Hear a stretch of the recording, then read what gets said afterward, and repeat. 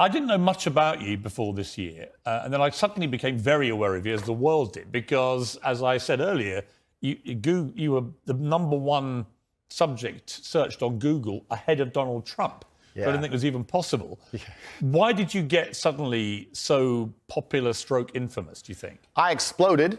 I certainly didn't do that with magic. I've been on the internet for a very long time. I think in the world we live in now, as the other side, the people who disagree with me, as they get more and more tyrannical in their censorships and their hate mobs, etc., as standard masculine practices are deemed toxic, I didn't put a magic spell on everybody. I managed to accumulate a large amount of affinity with the male populace across the Western world because I'm simply saying things that many men believe, think, and feel. The problem I would say is, I want to play you just a clip off the top. This is from Joe Rogan. He's somebody I absolutely love. Sure. And I think it explains to me what I presume my issue with you is going to be, right? Correct. And you have absolutely got the right to try and persuade me otherwise. Sure. But Joe Rogan said this about you.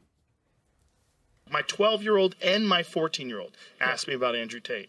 And my what'd you 14-year-old asked me, I said he's a legit world champion kickboxer. I go, I like him a lot. Why do you like him? And I was asking him. And they said he says a lot of funny stuff on Twitter and TikTok. He f***ed up with the misogynist stuff. Yes. Because if he didn't do that, if he just did the pro-male stuff.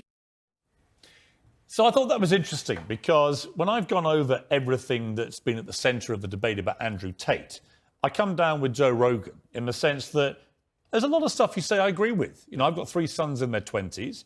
It's not easy, actually, being a young male in the modern world. And I think a lot of the things that you say about that can resonate with them. Yeah. The problem comes with the, I don't know, 10, 20% or whatever of your output, which on the face of it appears to be blatant misogyny.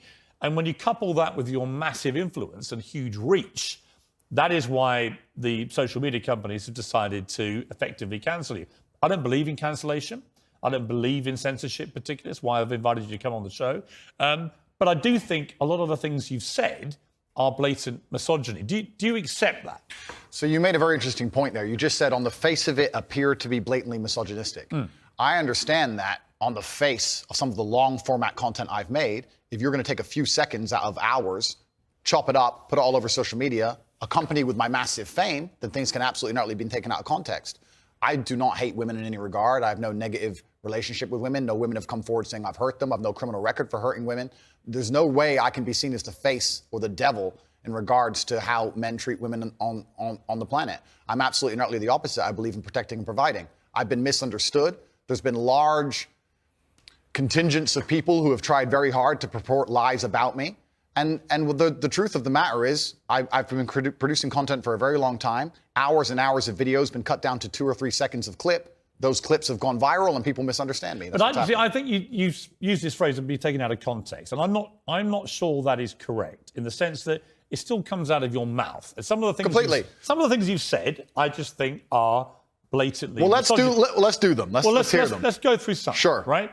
So you said this about Me Too / rape. This is probably 40% of the reason I moved to Romania. In Eastern Europe, none of this garbage flies. You go to the police and say, he raped me back in 1988. They'll say, well, you should have done something about it back then.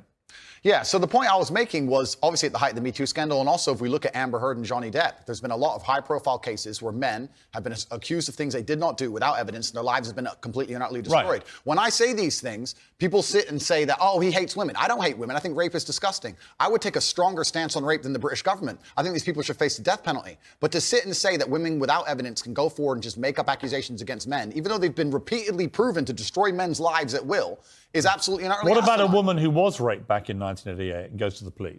Then the man should face absolute and complete justice.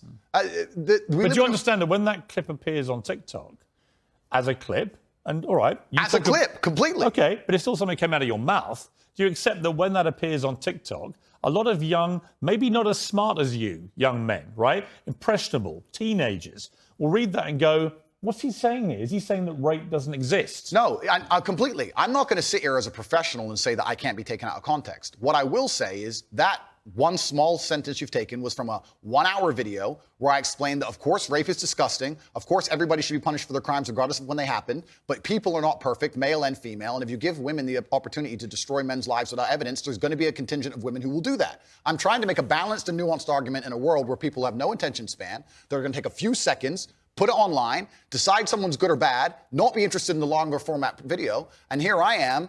No, I'm certainly a person who takes personal responsibility. That's who I am as a person. But we live in a world now with TikTok videos 5 or 6 seconds long. There's no content. Do you think